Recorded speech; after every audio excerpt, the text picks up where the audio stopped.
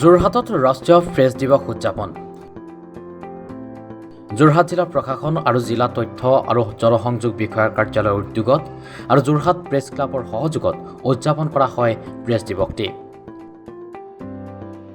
যোৰহাট আৱৰ্ত ভৱন প্ৰেক্ষাগৃহত অনুষ্ঠিত হোৱা এক সভাত আলোচনা কৰা হয় ৰাষ্ট্ৰ নিৰ্মাণত সংবাদ মাধ্যমৰ ভূমিকা সম্পৰ্কে। ইয়াৰ উপৰিও উপায়ুক্ত অশোক কুমাৰ বৰ্মনে সংবাদ মাধ্যমৰ ভূমিকা সম্পৰ্কে এক গুৰুত্বপূৰ্ণ মন্তব্য আগবঢ়ায়। এই অনুষ্ঠানটিত উপস্থিত থাকে যোৰহাট জিলাৰ উপায়ুক্ত অশোক কুমাৰ বৰ্মন, অতিৰিক্ত উপায়ুক্ত দামোনৰ বৰ্মনৰ লগতে বহুকেইজন বিষয়া কৰ্মচাৰীৰ লগতে জিলাখনৰ সাংবাদিকসকল। উক্ত অনুষ্ঠানটিত উপস্থিত থকা প্ৰতিগৰাকী সাংবাদিকক উৎসাহ প্ৰদান কৰে জিলা প্ৰশাসনে।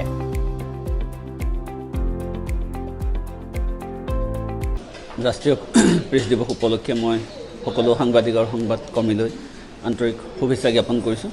প্ৰত্যেক বছৰ আলোচনা কৰাৰ দৰে ইয়াত এই দিৱসটোৰ লগত সাংবাদিকৰ নিজা দুখ দুৰ্দশাৰ কথাও নিৰ্মোহ বিশ্লেষণ হয় প্ৰতি বছৰে। আমি এই বিশেষ দিনটোত বিশেষকৈ চৰকাৰলৈ আহ্বান জনাম যে ৰাষ্ট্ৰ নিৰ্মাণত সাংবাদিকসকলক তেওঁলোকেও আচলতে বিশেষভাৱে জড়িত কৰি উদগনি কৰিব পাৰে। সাংবাদিকতাৰ বহুতো দুখ দুৰ্দশাৰ কাহিনী হয়তো তেনেকুৱা ধৰণৰ ৰাষ্ট্ৰ নিৰ্মাণৰ ক্ষেত্ৰত জড়িত কৰিও চৰকাৰে মোচন কৰিব পাৰে। হয়, বহু ক্ষেত্ৰত সাংবাদিকৰ ক্ষেত্ৰত কোনো আঁচনি নাই, এনেকুৱা ধৰণৰ কথা ওলাইছে। আজি এনেকুৱা ধৰণৰ কথা বতৰাও কৈছে সাংবাদিকসকলে। সেই সম্পৰ্কেও সাংবাদিকক কিবা কিবি আঁচনিভুক্ত কৰিবলৈ মই চৰকাৰলৈ আহ্বান জনাম।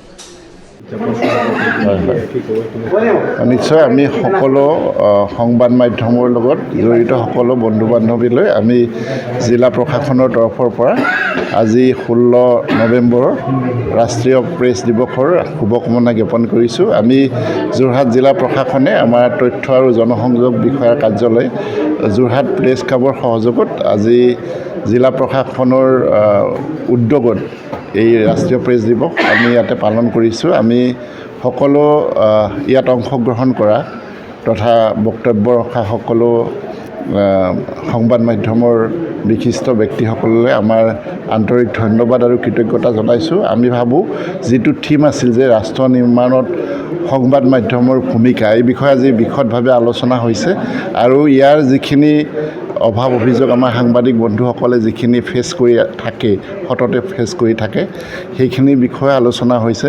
মই ভাবোঁ ইয়াৰ এটা ইতিবাচক যিটো চিন্তা বা ইতিবাচক যিখিনি আলোচনা, সেইখিনিয়ে আহিবলগীয়া দিনত আমাৰ সংবাদ মাধ্যমৰ লগত জড়িত সকলো শ্ৰেণীৰ বন্ধু বান্ধৱীকে সহায় কৰিব আৰু যিখিনি তেখেতসকলে সংবাদ মাধ্যমৰ বন্ধুসকলে আমাক আগবঢ়ালে প্ৰশাসনৰ প্ৰতি যিখিনি তেখেতসকলৰ উপদেশ বা যিখিনি ছাজেশ্যন আগবঢ়ালে আমি বাস্তৱ ক্ষেত্ৰত ৰূপায়ণ কৰাৰ কাৰণে প্ৰচেষ্টা কৰিম। ধন্যবাদ।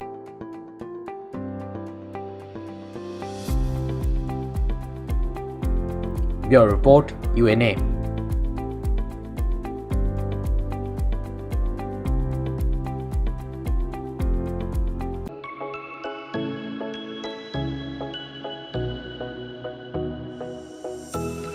আপুনি যদি আপোনাৰ মৰমৰ ঘৰখনৰ চৌকত সুন্দৰকৈ সজাব বিচাৰে তেন্তে আহক যোৰহাট নাৰ্চাৰীলৈ।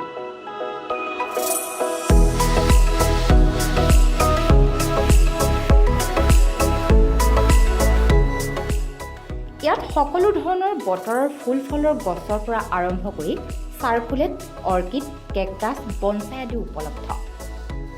বিভিন্ন জাতৰ ফুলৰ লগতে বিভিন্ন প্ৰজাতিৰ গছ আৰু আপুনি বিচৰা ধৰণৰ ফুলৰ টাব পাব ইয়াত।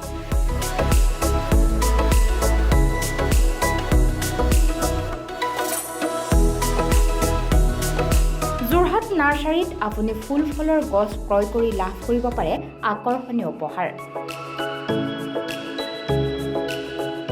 500 টকাৰ বজাৰ কৰিলে আপুনি লাভ কৰিব এটা ফুলৰ টাব।